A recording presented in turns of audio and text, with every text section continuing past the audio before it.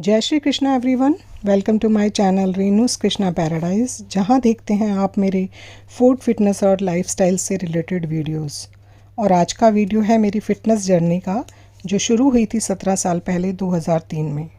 तो मैं आपको लेकर चलती हूँ कुछ साल पीछे 2003 में, जहाँ से शुरू हुआ था मेरी फ़िटनेस जर्नी का सफ़र। फ़िट रहना, स्लिम रहना हमेशा से मेरा पैशन रहा है। शुरुआत में कुछ साल और पीछे जाऊं तो शादी से पहले स्कूल कॉलेज टाइम में स्लिम रहना, फ़िट रहना मुझे बहुत ज़्यादा पसंद था। मैंने तब कभी भी अपने वज़न को बढ़ने नहीं दिया, पर उस समय स्लिम रहने, फ़िट रहने के मेरे मायने कुछ और हुआ करते थे। आकर्षक दिखना, खुद को भी और दूसरों को भी। तब लगता था मैं पतली हूँ, स्लिम हूँ तो स्वस्थ हूँ। यंग एज थी, तब एनर्जी ज़्यादा होती थी। शरीर में किसी चीज़ की कमी है इसका कभी एहसास ही नहीं हुआ। बस अगर हम पतले हैं तो हम स्वस्थ हैं। लेकिन आज मेरे लिए फ़िट रहने के, स्वस्थ रहने के, स्लिम रहने के मायने पूरी तरह बदल चुके हैं। कॉलेज के बाद मेरी शादी हो गई। शादी के बाद आपकी सारी प्रायोरिटीज़ पूरी तरह से बदल जाती हैं। आपका रूटीन, आपकी आदतें, आपका लाइफस्टाइल, यहाँ तक कि आपकी भावनाएं, ख्वाहिशें, फीलिंग्स, चॉइसेस, सभी कुछ बदल कर जिम्मेवारियों का रूप ले लेती हैं। आपकी घर के प्रति जिम्मेवारी, हस्बैंड के प्रति जिम्मेवारी, आप अगर जॉब करती हैं तो जॉब के प्रति जिम्मेवारी, और फिर बच्चों के प्रति आपकी जिम्मेवारी, उनकी परवरिश, रिश्ते, नाते, समाज। आप इनमें इतनी अधिक उलझ जाती हैं कि आपका अपनी तरफ से ध्यान बिल्कुल हटने लगता है। ना तो आपको वक्त मिलता है और ना ही आपको एहसास होता है। एहसास तब होता है जब आप 30 साल पार कर चुकी होती हैं। वेट बढ़ने लगता है, चेहरा मुरझाने लगता है।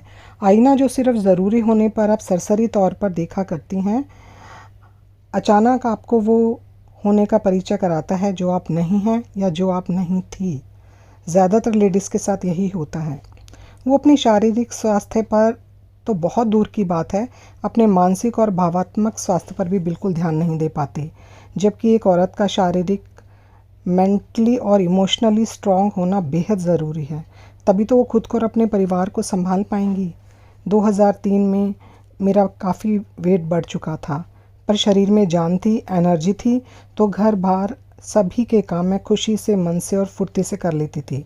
पर कभी कभी खुद को देखकर मन उदास हो जाता था कि कितना वज़न बढ़ा लिया है। कहाँ गई मैं वो जो कभी वेट नहीं बढ़ने देती थी।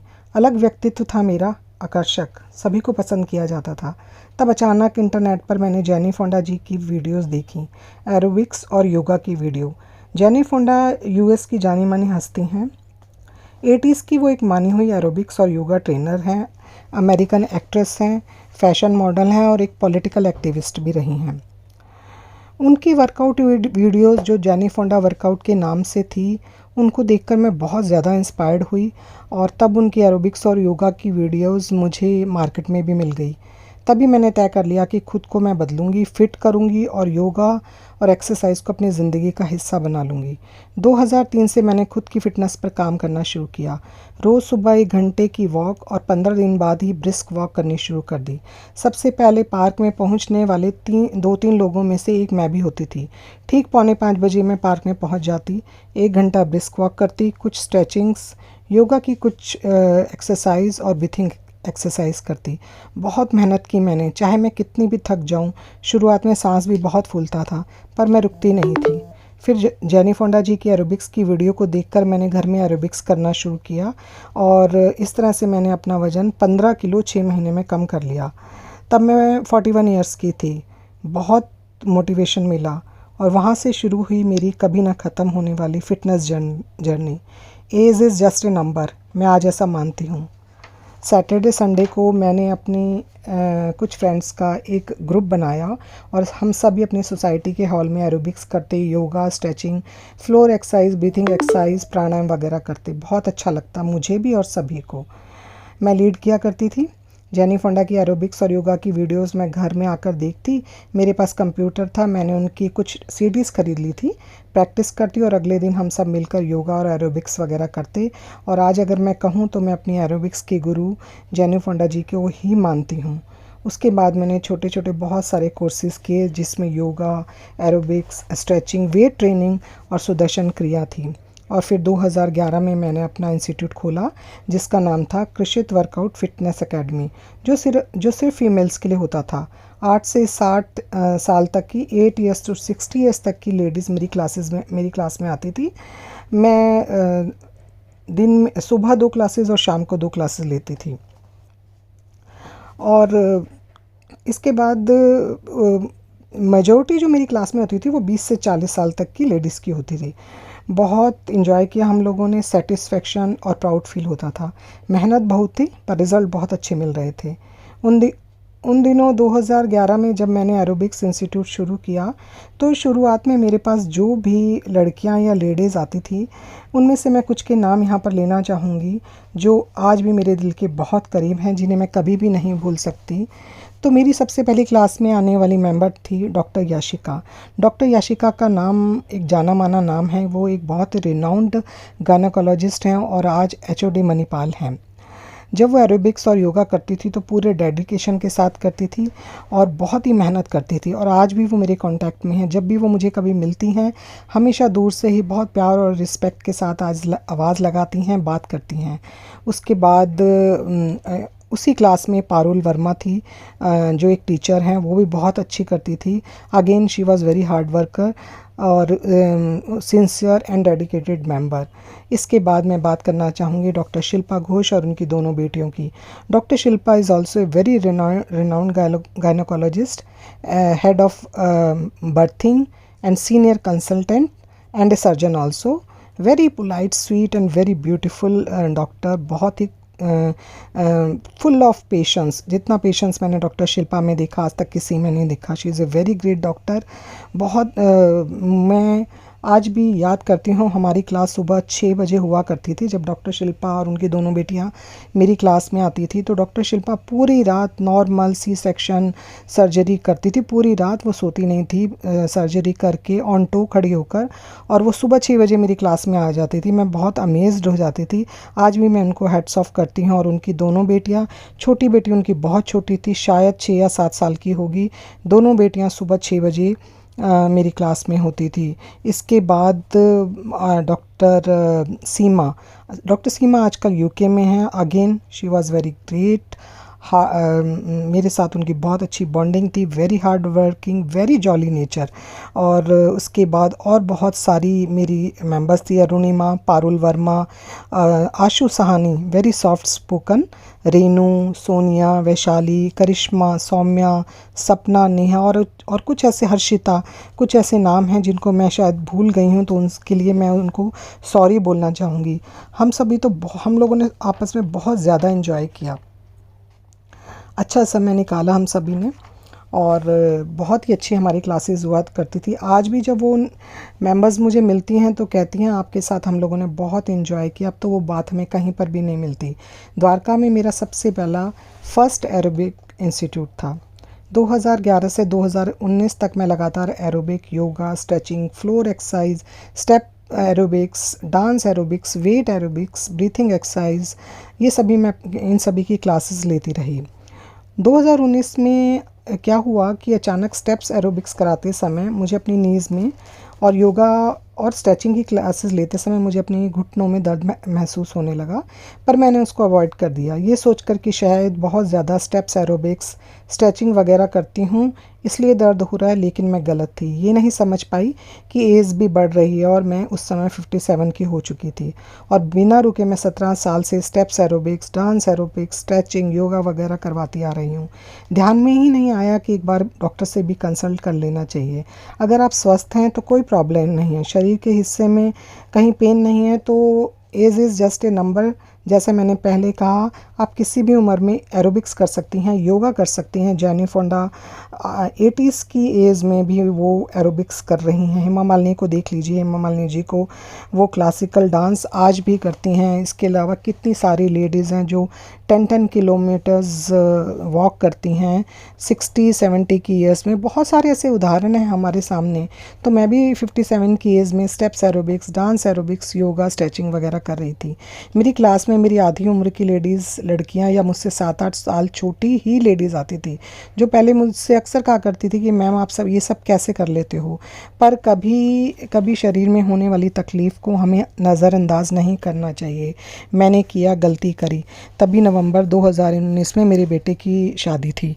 शादी की प्रिपरेशन और शादी के लिए मैंने अक्टूबर से क्लासेस लेनी बंद कर दी। डिसाइड हुआ कि बेटे की शादी के बाद फिर से क्लासेस शुरू करेंगे। शादी की तैयारियों की भागदौड़ में नीज़ का दर्द बढ़ने लगा और शुरुआत में तो मैंने अवॉइड किया, लेकिन जब वो दर्द ज़्यादा हुआ तो मैंने डॉक्टर से कंसल्ट किया। बहुत सारे टेस्ट हुए तो पता चला कि मेरे दोनों घुटनों में अर्थराइटिस है। मैं हैरान हो गई कि इतनी सारी एक्सरसाइज, वर्कआउट, योगा और हमेशा हेल्दी डाइट लेने के बावजूद मुझे कैसे अर्थराइटिस हो गया। डॉक्टर से भी पूछा, जवाब था किसी को भी हो सकता है। विटामिन्स की कमी, विटामिन D12 वगैरह की कमी हमारे शरीर में हो जाती हैं, जिनकी वजह से इस तरह की बीमारियां हो जाती हैं। और इलाज था सिर्फ सर्जरी। मैंने कभी भी ऑयली, स्पाइसी खाना नहीं खाया। बाहर का जंक फूड शायद महीने में 1 या 2 बार ही खाती थी। पेन बहुत ज़्यादा था। एडवांस स्टेज का अर्थराइटिस था। डिसाइड हुआ कि बेटे की शादी के बाद सर्जरी करवा लूँगी और सर्जरी के बाद खुद को फिर से फिट कर लूँगी। डेट मिली फ़ैब में मैंने सर्जरी करवाई। सर्जरी सक्सेसफुल रही। बाद में भी 1 महीने तक काफ़ी पेनफुल थी। नी सर्जरी पेनफुल होती है, बाद में फिर सब ठीक हो गया। सर्जरी के बाद कम से कम 1.5 महीने तक थेरेपी करवानी चाहिए, डॉक्टर ने ऐसा एडवाइस किया था। घर आने के बाद 1 वीक तक थेरेपिस्ट घर आते थे और एक्सरसाइज वगैरह करवाते थे। अनफॉर्चुनेटली फिर कोरोना स्टार्ट हो गया और उसके बाद थेरेपिस्ट का घर आकर थेरेपी करना या मेरा हॉस्पिटल जाकर थेरेपी करवाना असंभव हो गया। लॉकडाउन लग गया। पर क्योंकि मैं नीज़ की सारी एक्सरसाइज बहुत अच्छी तरह से जानती थी और जो थेरेपिस्ट ने मुझे 1 वीक एक्सरसाइज कराई थी वो भी मुझे पता थी, तो मैं घर पर खुद ही एक्सरसाइज करने लगी। फिर कोविड 1, 2 और 3 की वजह से सब घर में बंद हो गए और ज़िंदगी जैसे रुक गई। सर्जरी के बाद कोविड 1 और 2 की वजह से शरीर में बहुत ज़्यादा कमज़ोरी आ गई।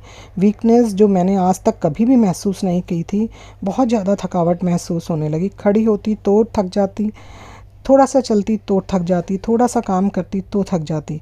पर मैंने खुद को रोका नहीं और थोड़ी बहुत चलती रही और एक्सरसाइज भी करती रही। वेट बहुत कम हो गया था, पर ना चलने के कारण कोविड की वजह से फिर से बढ़ने लगा। कोविड 1, 2, 3 ने लोगों की ज़िंदगी बदल दी, पर मैंने खुद को मन से रुकने नहीं दिया। रिज़ल्ट, आज फिर से खुद को तैयार कर लिया है मैंने फ़िट रहने के लिए। धीरे धीरे मैंने अपनी राह चुनी। क्रिएटिव में हमेशा से थी। सभी काम करने मुझे अच्छे लगते थे। खाना बनाना, घर सजाना, पौधे लगाना, उनकी देखभाल करना, सिलाई, कढ़ाई, संगीत, डांस, फिटनेस तो मेरे शौक़ थे ही। इसके अलावा मौसम अच्छा होने पर ड्राइव करना, बारिश आने पर घंटों बारिश में भीगना भी मुझे बहुत अच्छा लगता था। और घर में खाली बैठकर खुद को कुछ ना कुछ करने के लिए हमेशा समझाती रहती थी। अक्टूबर 2019 तक योगा एरोबिक्स की क्लासेस मुझे फुल सेटिस्फेक्शन देती थी, पर अब घर में रहकर कुछ खास करने को नहीं बचा था। हालांकि घर में बिज़ी ही रहती थी। फिर यूट्यूब पर चैनल में मैंने बहुत सारी क्रिएटिव यूट्यूबर्स को देखा तो बहुत बार आया विचार कि ये एक बहुत अच्छा माध्यम है, जो कुछ भी मैं जानती हूँ फिटनेस के बारे में, हेल्दी लाइफस्टाइल के बारे में लोगों तक पहुँचाने का, और साथ ही अपने पैशन को भी बरकरार रख सकती हूँ। अपना यूट्यूब चैनल खोला, रेनूस कृष्णा पैराडाइज़ के नाम से, जो मेरे इष्ट भगवान कृष्णा के नाम से है, और इसमें मैं दिखाती हूँ अपने फूड, फिटनेस और लाइफस्टाइल से रिलेटेड वीडियोस। क्योंकि खाना बनाना, फिटनेस और लाइफस्टाइल, जिसमें मैं घर सजाना, गार्डनिंग करना, लिखना, म्यूज़िक और ख़ुद को भी फिट रखना, आज के और परंपरागत दोनों शैली के हिसाब से मैं खुद को भी बहुत मेंटेन रखती हूँ। ये सभी मेरे पैशन हैं। आज मैं 60 प्लस हूँ। मार्च 2022 में मैं 60 ईयर्स की हो गई थी। अपनी उम्र को हर दौर में मैं बहुत ग्रेसफुली लेती हूँ। मुझे लगा फ़िटनेस के बारे में जो मैं जानती हूँ, ज़िंदगी से जो भी एक्सपीरियंस मुझे हुए हैं वीडियो के माध्यम से, उन सभी के साथ शेयर करना जो 40 प्लस हो चुकी हैं, ताकि उन्हें भी कुछ फ़ायदा हो सके। 40 प्लस के बाद कौन सी एक्सरसाइज, योगा, ब्रीथिंग एक्सरसाइज हमें करनी चाहिए जो 40 साल के बाद हमें स्वस्थ रखें, मेडिटेशन हम कैसे करें, ब्रीथिंग एक्सरसाइज हम कैसे करें, और ये सब मैं वीडियो के माध्यम से आप सभी को बता सकती हूँ। 40 साल के बाद हमें कैसी डाइट लेनी चाहिए, किस तरह का भोजन करना चाहिए जो हमें स्वस्थ रखे। 40 प्लस के बाद हमारा किस तरह का लाइफस्टाइल होना चाहिए जो हमें फिज़िकली, इमोशनली, मेंटली हेल्दी रखे और हम खुद को स्ट्रॉन्ग, इंडिपेंडेंट और हेल्दी महसूस करें। कोरोना ने आज हर व्यक्ति को कुछ ना कुछ सिखा दिया है। हर लेडीज़ जो 40 प्लस हो चुकी होती है, सभी को खुश करने की वजह से अपने व्यक्तित्व को कहीं ना कहीं खो चुकी होती है। और जब वो 50 प्लस पार करती है तो उन्हें तब समझ आने लगता है कि वो पूरी तरह से किसी को कभी भी खुश नहीं कर सकती, जिसके परिणाम स्वरूप उसकी फ़िज़िकल, मेंटल हेल्थ ख़राब होने लग जाती है। तब आपको ये महसूस होने लगता है कि सारी उम्र परिवार के लिए, रिश्तेदारों के लिए सब कुछ करने के बाद क्या वो उन्हें खुश कर पाई? क्या उनकी नज़रों में उनके इतना सब कुछ करने की कोई वैल्यू है? क्योंकि आप बिना उनके कुछ कहे खुद को हर तरह से इन्वॉल्व करके उनके लिए सब कुछ करती आई हैं। और जब आप 50 प्लस होती हैं, बच्चे बड़े हो चुके होते हैं, सेटल्ड हो चुके होते हैं, हस्बैंड ने भी अपनी लाइफ अपने हिसाब से सेट कर ली होती है, तब आपको पहला शॉक लगता है, समझ आता है और तब आप सोचती हैं मुझे भी अब सभी की तरह अपने बारे में सोचना चाहिए, खुद के बारे में सोचना चाहिए। तब भी आपके दिल में, दिमाग में थॉट चल रहे होते हैं कि एक मन में एक डर सा रहता है कि अगर मैं अब सिर्फ अपने बारे में सोचकर कुछ करूँगी तो लोग क्या कहेंगे, बच्चे क्या सोचेंगे, फैमिली क्या सोचेंगी। आप अच्छा भी करें तो भी यही सुनने को मिलेगा। इस उम्र में घर में बैठो, घर देखो, खाना बनाओ, पर अगर आप इमोशनली, फिज़िकली, मेंटली स्ट्रांग होना चाहती हैं तो ये जो जिम्मेवारियों का लबादा आप ओढ़े हुए हैं ना घर संभालने का, ये आपको उतारना होगा। बहुत किया आपने सबके लिए किया। किसको क्या खाना पसंद है आपको पता है, वही बनाती हैं आप सबके हिसाब से। किसको क्या पहनना पसंद है, किस बात से वो खुश होता है, किस बात से वो नाराज़ होता है, आपको पता है। हस्बैंड का भी, बच्चों का भी और रिलेटिव्स का भी। पर क्या आपके बारे में, आप क्या खाना पसंद करती हैं, क्या सोचती हैं, कब खुश होती हैं, कब उदास होती हैं, क्या किसी को पता होता है? क्या कोई जानने की कोशिश करता है? फैमिली को, कोई भी मेंबर हो, हस्बैंड हो या बच्चे हों, कितनी बार महीने में आप सिर्फ अपनी पसंद का खाना बनाती हैं? कितनी बार आप सिर्फ अपनी पसंद के किसी रेस्टोरेंट में जाकर सिर्फ अपनी पसंद का खाना ऑर्डर करती हैं? शायद कभी नहीं, या शायद 1 या 2 बार। अगर कभी अपनी पसंद से पहले आप अपनी पसंद को देकर आपने कुछ ख़रीद लिया या आप कहीं चले गए तो उसके लिए भी आपको सुनने को ही मिलता है। कितनी बार कोई आपके पास बैठकर सिर्फ आपकी बात करता है, आपकी खुशी या आपके गम जानने की कोशिश करता है। आप अक्सर खुद से ही क्वेश्चन करती हैं, खुद को ही आप जवाब दे देती हैं।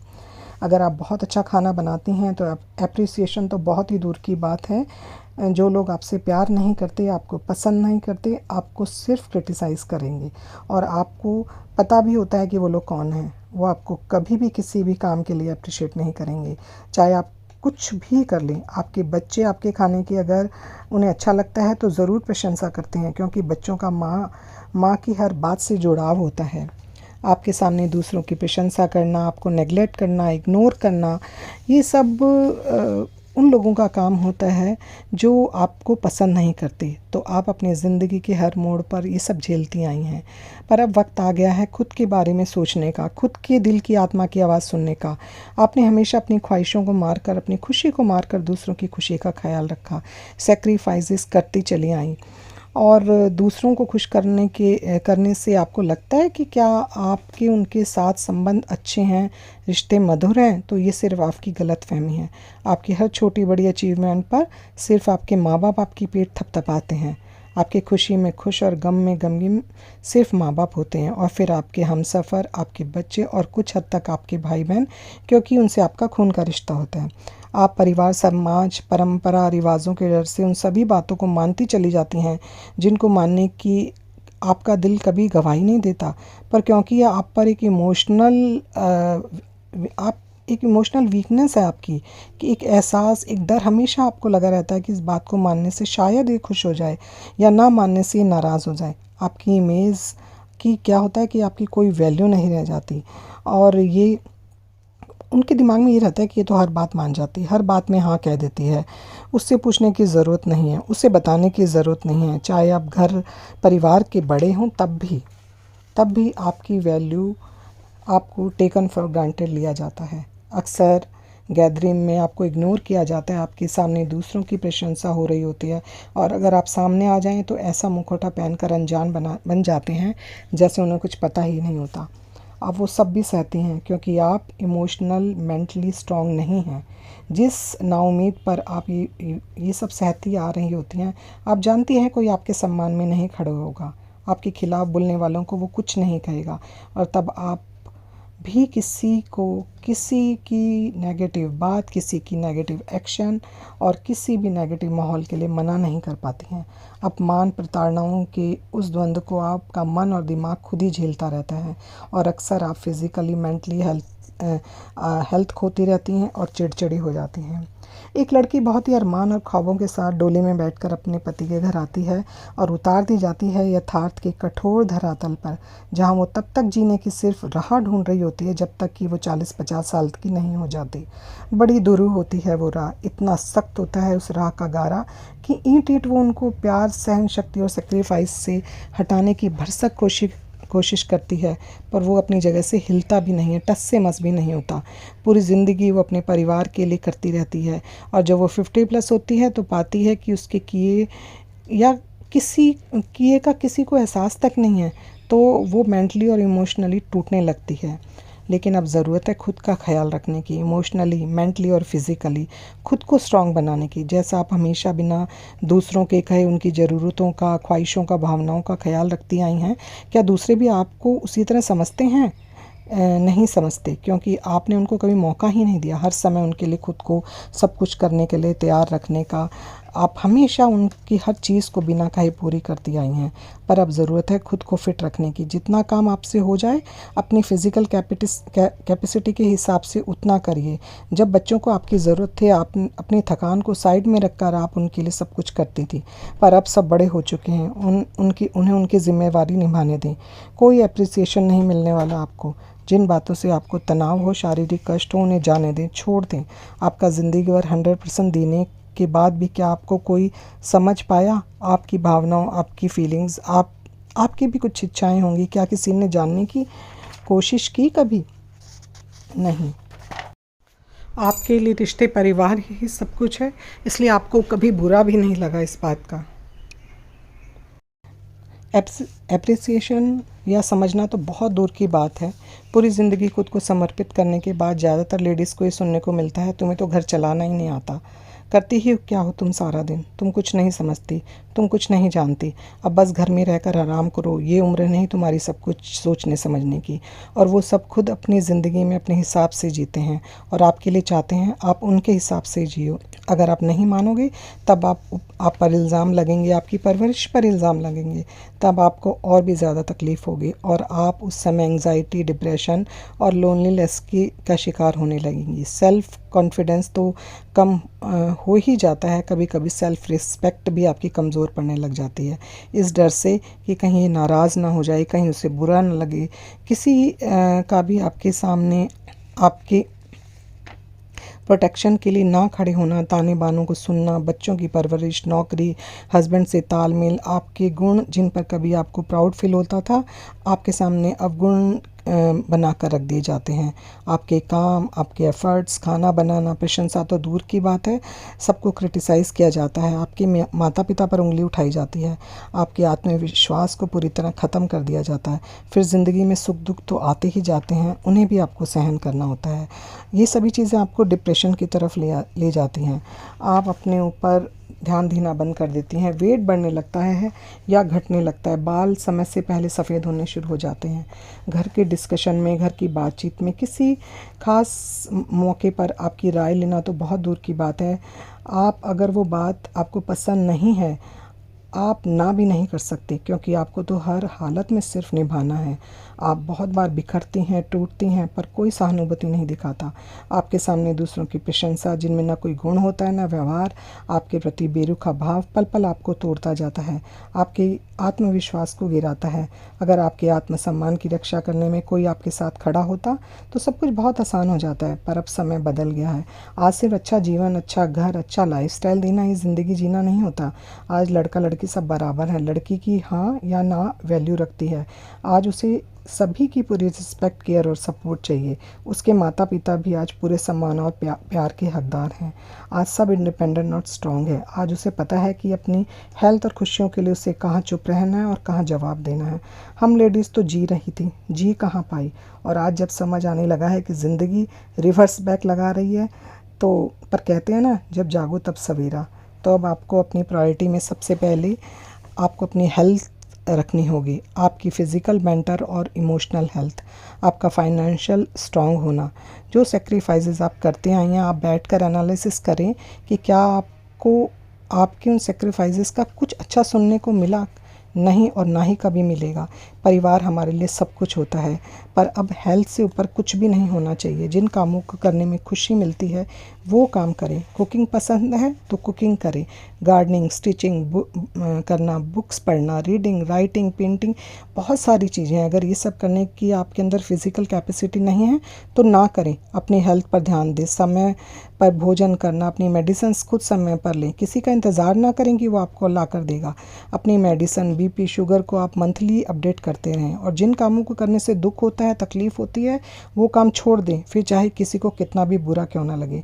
उन लोगों से डिस्टेंस मेंटेन कर लें जो आपको पसंद नहीं करते, चाहे वो कोई भी हो। नेगेटिव लोग, नेगेटिव माहौल, नेगेटिव बातों पर क्रॉस लगा दें। ऐसे लोग, ऐसा माहौल, ऐसी बातें आपको बहुत मेंटली, इमोशनली नुकसान पहुंचाते हैं। ये सभी नेगेटिव चीज़ें हमारे दिमाग में दीमक की तरह घुस जाती हैं, नेगेटिव विचार पैदा करती हैं और सारा दिन हम कुछ ना कुछ सोचते रहते हैं।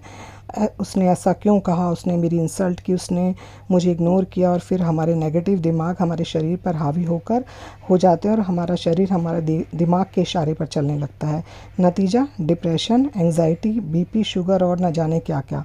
और हमारी मेंटल इमोशनल हेल्थ के साथ साथ हमारी फ़िज़िकल हेल्थ भी ख़राब होने लग जाती है। तो इसका बेहतर इलाज है नेगेटिव लोगों से, नेगेटिव बातों से और नेगेटिव माहौल से दूर रहना। अच्छा सोचें, पॉजिटिव सोचें। पास्ट को भूलने की कोशिश करें। जब भी पास्ट की कोई बुरी बात याद आए, खुद को कहीं और बिज़ी कर लें। जैसा जो आपको पसंद है वो करें। अच्छी बुक पढ़ लें, संगीत सुन लें या गार्डनिंग कर लें, पेंटिंग कर लें या कोई मोटिवेशनल बुक पढ़ लें। अगर आप इमोशनल हैं तो अब आप इमोशनल फूल बनना बंद कर दें। इमोशनली इंसान का कोई भी अपने हिसाब से इस्तेमाल कर सकता है, क्योंकि वो जानता है कि वो मन से कमज़ोर है। ये बुराई और गलत बातों को नहीं देखता है। इमोशनली इंसान बहुत जगह मात खाता है। हर रिश्ते को प्यार चाहिए, सम्मान चाहिए, केयर चाहिए, लगाव चाहिए। फिर चाहे वो कोई भी रिश्ता हो, सास हो या बहू, माँ हो या बेटी, भाई हो या बहन। इमोशनल होने पर आप गलत को कभी भी गलत नहीं कह पाते, क्योंकि आप इमोशनली बहुत वीक हैं। तो पहले खुद को इमोशनली स्ट्रॉन्ग करें। इसके लिए रोज़ मेडिटेशन और ब्रीथिंग एक्सरसाइज करें, ईश्वर की पूजा आराधना करें, मोटिवेशनल बुक्स पढ़ें। जो आप कर सकते हैं वो करें, जो नहीं कर सकते वो ना करें। जो चीज़ आपके कंट्रोल में नहीं है, चाहे गलत हो, आप उसे जाने दें, वरना स्ट्रेस के अलावा आपको कुछ भी नहीं मिलेगा। आप अपनी ज़िम्मेवारी पूरी कर चुकी हैं। अब खुद के लिए, उसके लिए सबसे पहले आपको अपनी मेंटली हेल्थ पर ध्यान देना होगा। 40 प्लस के बाद आप कुछ भी करेंगी जो आपको पसंद है तो सच में वो आपको खुशी देगा। कहने दे, अगर कोई कुछ भी कहता है कि आज सब अपनी अपनी ज़िंदगी अपने हिसाब से जी रहे हैं ना। अगर आप अपनी खुशी के लिए कुछ करती हैं और कोई आप पर व्यंग करता है तो उसे करने दें। आपको तो खुशी महसूस हो रही है ना, तो खुश रहें। जिसकी कंपनी आपको पसंद है उसके साथ समय बिताएं। जो काम आपको पसंद है वो करें। कुकिंग करें। कुकिंग इसलिए नहीं कि आपको घर वालों के लिए कुकिंग करनी है, उन्हें खुश करना है, इसलिए कि आपको कुकिंग करने से खुद को खुशी महसूस होती है। अपनी पसंद का भी भोजन बनाएं। गार्डनिंग करें। गार्डनिंग एक थेरेपी का काम करता है। पौधे लगाना, मिट्टी में पानी देना, बीज आना, फल आना, फूल आना बहुत ही अच्छा लगता है। मैं गार्डनिंग करती हूँ, मुझे इसका बहुत अच्छा एक्सपीरियंस है। आप करें, आपको भी बहुत पसंद आएगा। और इसमें मेहनत ज़्यादा नहीं लगती, आपके हाथों की एक्सरसाइज होती है, आपकी एक्सरसाइज होती है। अगर आप पेंटिंग जानती हैं तो फिर से पेंटिंग शुरू करें। बुक्स पढ़ना पसंद है तो बुक्स पढ़ें, राइटिंग करें। मैं रोज़ कुछ ना कुछ लिखती हूँ, मुझे लिखना बहुत पसंद है मेरी। और मुझे बहुत सुंदर सुंदर बहुत सारी डायरीज़ का कलेक्शन बहुत पसंद है। मैं रोज़ अपनी डायरी में कुछ ना कुछ लिखती हूँ, चाहे कभी एक शब्द ही लिखना पड़े, कि अपने भावों को आप पन्नों पर उकेर कर रख दें। जब आप उन्हें पढ़ती हैं तो बहुत अच्छा लगता है। अपनी पसंद के म्यूज़िक सुने, गाने सुने। अगर आपको डांस करना पसंद है तो कभी कभी डांस भी करें। घर को सजाना पसंद है तो घर को सजाएं, डेकोरेशन करें। पर एक्सरसाइज, योगा और मेडिटेशन सबसे पहले करें। अपने काम का, अपने शौक़ का, अपनी पसंद का टाइम फिक्स करके उससे खुद जिएं और खूब इंजॉय करें। खुद को इतना इमोशनली स्ट्रॉन्ग कर लें कि किसी को आपकी पसंद करने या ना करने से, आपको प्रेम करने या ना करने से आपको कोई ना फ़र्क पड़े। उस ईश्वर से प्रेम करें, वो कभी आपका साथ नहीं छोड़ेगा। कभी गुस्सा आए, दुख आए तो ईश्वर से बातें करें। करके देखिए, एक्सपीरियंस के साथ आपको ये बात बोल रही हूँ। इसके लिए आप अपने आप को स्ट्रॉन्ग करने के लिए आप रोज़ योगा करें, एक्सरसाइज करें, मेडिटेशन करें और पूजा आराधना करें। ये हमारे जीवन में कमाल का परिवर्तन लाते हैं और इसलिए मैंने चाहा कि अपनी वीडियोस के ज़रिए मैं आप तक अपनी फ़िटनेस जर्नी को आगे बढ़ाते हुए आपको थोड़ा सा लाभ पहुंचा सकूं। एक दिन छोड़कर मेरी वर्कआउट की वीडियोस आप यूट्यूब पर मेरे चैनल रेनूस कृष्णा पैराडाइज पर देख पाएंगे, जिसमें कि मैं yoga, stretching, floor exercise, meditation, breathing exercise, Sudarshan क्रिया के साथ साथ डांस एरोबिक्स, जो कि फ़न वे में म्यूज़िक के साथ वॉकिंग क्रिया होती है, जो एक हल्के डांस के रूप में हम एंजॉय कर सकते हैं। घर में रहकर म्यूज़िक की बीट्स पर डांस के रूप में हम वॉक करते हुए रोज़ कम से कम 2 किलोमीटर चल सकते हैं, घर में ही रहते हुए। इसी आशा के साथ कि आप मेरे चैनल और मुझे मोटिवेट करने के लिए मेरे चैनल को सब्सक्राइब करें, लाइक करें और शेयर भी करें, ताकि मैं अच्छी से अच्छी वीडियोस, फिटनेस वीडियोस आपके लिए लेकर आऊँ। साथ ही में मैं हेल्दी रहने के लिए किस तरह की डाइट हम घर में किचन में रखे हुए सामान के साथ बना सकते हैं, उनकी रेसिपीज़ भी आपको बताऊंगी। मैं चैनल पर अपनी लाइफस्टाइल भी शेयर करती हूं, जिसमें घर के रूटीन, रिलेटिव्स के साथ मिलना जुलना, बहुओं के साथ टाइम स्पेंड करना, त्यौहार सेलिब्रेट करना, गार्डनिंग करना, सभी चीज़ों को मैं शेयर करती हूँ। आई होप आप उन्हें भी पसंद करेंगे। अच्छे ने मुझे अच्छा जाना, बुरे ने मुझे बुरा जाना। जिसकी जैसी सोच थी उसने मुझे वैसा जाना। इसी वीडियोस के साथ मैं आज अपनी इस वीडियो का यहीं पर एंड करती हूँ। इस वीडियो में जितनी भी पिक्स हैं वो 2017 से लेके 2019 तक की हैं। जब मैंने अपना 2011 में इंस्टीट्यूट खोला था, उस समय पिक्स लेना, बनाने का कोई ट्रेंड नहीं था। तब की कोई वीडियो मेरे पास नहीं है, लेकिन ये जितनी भी पिक्स आप देख रहे हैं 2017 से लेके 2019 की 2 साल की वीडियोस हैं। ये पिक्स मेरी मेंबर्स ही क्लिक करती थी और यही मैंने आप लोगों के साथ शेयर की, जितनी मेरे पास अवेलेबल थी। आई होप आपको ये पसंद आई होंगी। आई होप आपको मेरा ये वीडियो पसंद आया होगा। अगर पसंद आया हो तो प्लीज़ इसे लाइक, शेयर और सब्सक्राइब करें, ताकि मुझे मोटिवेशन मिले और मैं बहुत अच्छी फिटनेस की, अच्छी डाइट की और अपनी लाइफस्टाइल की वीडियो आप लोगों के साथ शेयर करूं। वीडियो देखने के लिए आप लोगों का बहुत बहुत धन्यवाद। नेक्स्ट वीडियो मेरा जल्दी ही आएगा। तब तक आप लोग खुश रहिए, मुस्कुराते रहिए, हंसते रहिए। घर छोटा हो या बड़ा, पौधे ज़रूर लगाइए। बहुत गर्मी है, पक्षियों के लिए दाना पानी ज़रूर डालिए। सुबह गाय की रोटी ज़रूर निकालिए। वीडियो देखने के लिए बहुत बहुत तहे दिल से शुक्रिया। Thank you so much for watching and good bye.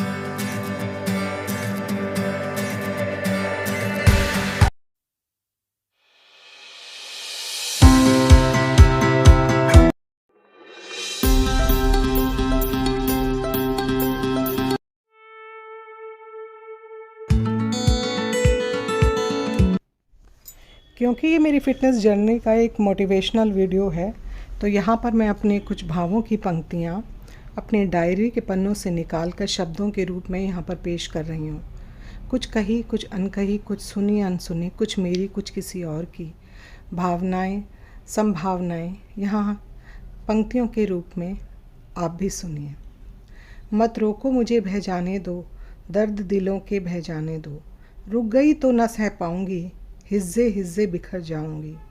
बरसों से उठे तूफ़ानों को दिल में जगह दी है मैंने, तब जाकर संसार रचा है, अपनी हस्ती मिटा दी है मैंने।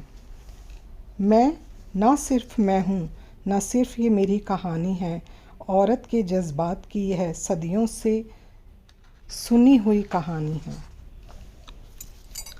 कभी कहा अबला उसको, कभी देवी रूप बना डाला, कभी कहा ना समझ उसको, कभी खूबियों से भर डाला, ना समझ पाई वो साजिश को, सबने मिलकर उसको छल डाला।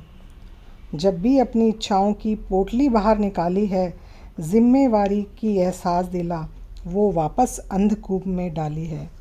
हे पुरुष तू दम्भी है, नारी को न कभी समझ पाया, लिख लिख कर मोटी पोथी को खुद को महान बना डाला।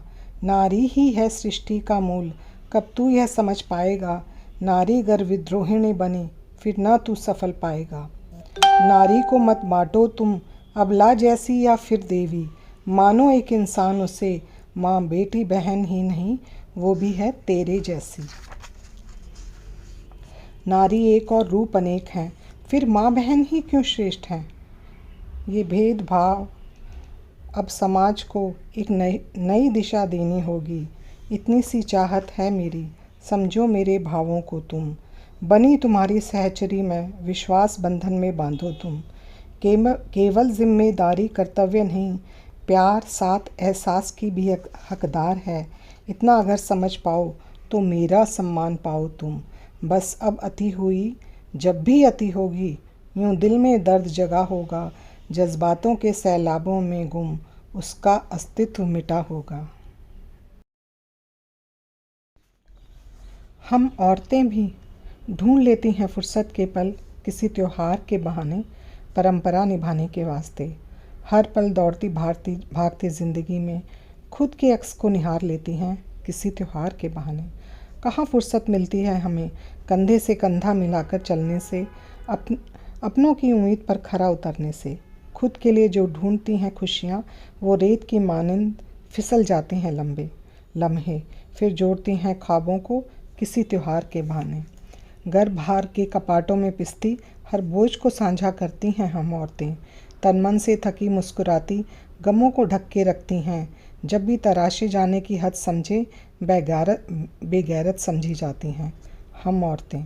खुद के खून के अचूक निशाने पर होती हैं, कभी घर कभी बाहर भी बेमतलब सताई जाती हैं। संशय के घेरे में जीकर भी रोटी जुटाने की जुगट में भी सब कुछ सह जाती हैं हम औरतें। खुद की ताकत से चलती हैं, फिर भी सवालों से घिरी होती हैं। खुरदरे हाथों से जो घर बनाने में हो जाते हैं, लिखती हैं बेइबादत अपने वक्त से पहले कुंभल जाती हैं हम औरतें। तराशने का हुनर जानती हैं बखूबी, लेकिन किसी शिल्पी के हथौड़े सी बनाई जाती हैं। बस किसी भी त्यौहार के बहाने फुर्सत के चंद लम्हों को सजाती हैं। अपने मन अपनी आत्मा को सजाती हैं हम औरतें। दुनियादारी का लबादा ओढ़े दिल की आवाज़ को भी नकार जाती हैं हम औरतें। झूठों को खुश करने में खुद की खातिर जीने को अक्सर तरस जाती हैं। बस जीती हैं खुशियों के किरचन में किसी न किसी त्यौहार के बहाने हम औरतें। मेरी डायरी की कलेक्शन में मुझे ये पंक्तियाँ बहुत अच्छी लगी, तो मैंने उन्हें आपके साथ साझा करने का सोचा। आई होप आप लोगों को भी ये पसंद आएंगी। ऐसी बहुत सी मेरी भावनाएं हैं जो मैं समय समय पर आप लोगों के साथ शेयर करती रहूँगी। तो आप एंजॉय कीजिए बाकी मेरी इन पिक्स को।